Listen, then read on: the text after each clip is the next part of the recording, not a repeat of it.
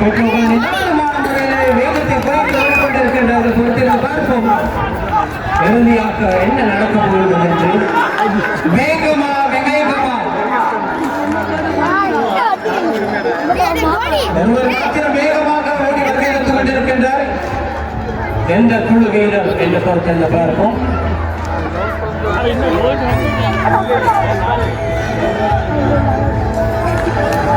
அங்கே ஒருவருடைய பேட்டிங் விழுகின்றது.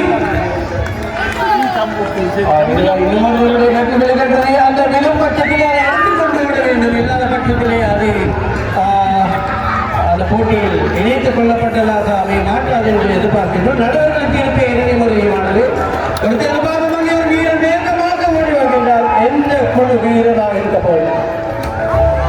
ஒருவர் வேகமாக ஓடிய அந்த போட்டியை 100 மீட்டர் ஓட்ட போட்டியை நிறைவு செய்திருக்கின்றார். முதலாம், இரண்டாம், மூன்றாம் இடத்தை யார் கட்டிச் செல்கின்றார் பொறுத்திருந்து பார்க்கலாம்.